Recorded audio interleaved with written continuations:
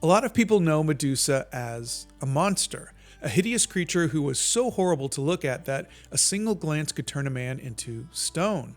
That's the Medusa of my childhood. One of my favorite movies growing up was Clash of the Titans, the one from the 1980s.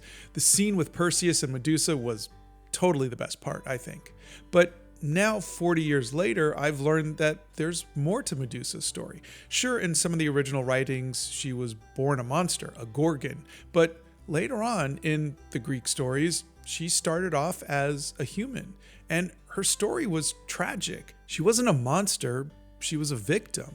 I won't get into it because her story could be hurtful to some, and I don't want that for anyone. But now, as a 57-year-old, I see Medusa much differently than 13-year-old me did.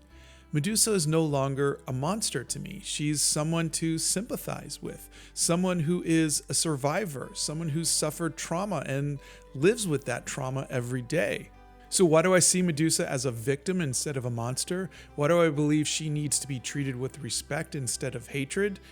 Well, that, my friend, is empathy. Empathy is a learned response to other people's trauma. I wasn't born this way, I grew into it. When I was younger, I was told that there was good and evil. I liked superheroes and hated villains. The Americans were the good guys and everyone else was the bad guys. Heck, even in sports, your favorite team was the good ones and every other team was a hated rival. We're taught this at an early age. Heroes and villains, good guys and monsters, us versus them. But as you go to school and you meet people who aren't like you, they may be of a different color or religion, or maybe they have disabilities or speak different languages, you learn that they're not our enemies. Just because they're different from us doesn't make them a monster. It took decades, I'm a slow learner, okay, to develop empathy, to know that everyone in this world has their own backstory, their own trauma. Just like Medusa, at first you would think they're just a monster, but then you learn that they're a victim and something changes in your heart. You feel for them. You understand their pain in some way. That's empathy. That's the ability to understand that someone else's pain is valid, even if you don't understand it. I mean, I've never been turned into a monster, and the other things that Medusa endured that were much worse, but I can use my imagination. I can put myself in her place. I can feel what she would have felt and suffer alongside of her in a way. That's empathy. I think what I'm trying to say is learn some empathy. If someone's being mean to you at school, maybe they're dealing with a sick parent at home. If someone cut you off on the road, maybe they're late to their job because their shower broke that morning. Someone's being really slow in the checkout line in front of you, maybe they're suffering from a degenerative disease. Everyone has a story, a reason for being who they are. Not everyone is a monster.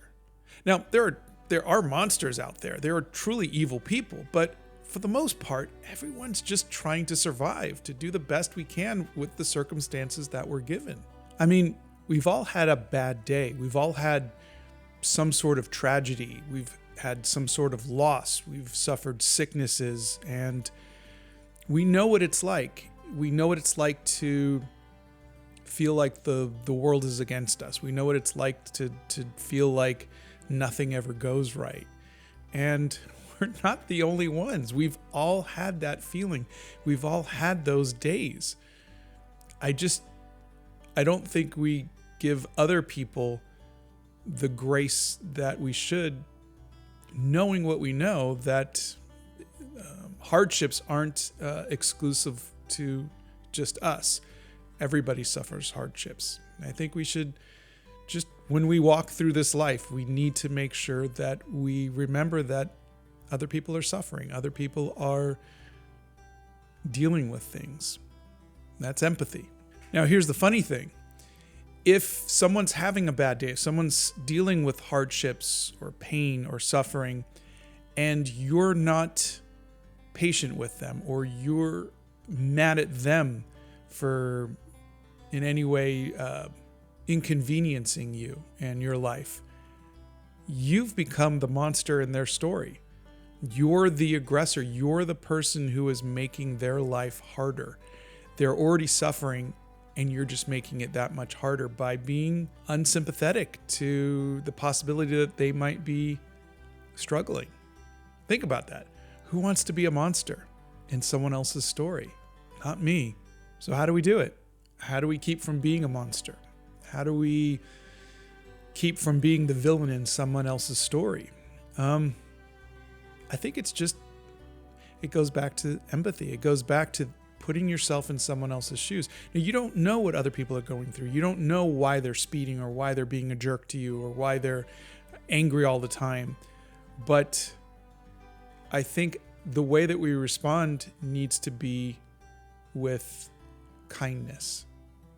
I genuinely believe that if we are kind, even when other people aren't, it opens up the door for us to either hear their story or give them the understanding that they're being the aggressor in this and that they're letting their trauma make them a monster.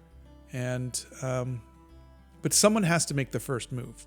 Someone has to be the first one to be kind and understanding. And that's what I try to do. That's what I try to do with my life. Is I try to assume that everybody has the best intentions and let them prove me wrong. Now, I'm not saying it's a foolproof plan because I get proven wrong a lot. There are just a lot of jerks out there. There are a lot of people who don't have the best intentions, people who are mostly just looking out for themselves or who are takers and not givers, people who are greedy and miserable. And the world is filled with people like that. But it's harmful to assume everybody is like that. And I know that's what trauma does. Trauma makes you defensive. It makes you protective of being hurt again. And I've definitely dealt with that a lot, but I don't want my trauma to make me into someone else's monster. I don't want my trauma to be someone else's problem. And at least that's how I try to live my life. Okay, I'm just going to jump in here real quick about the painting.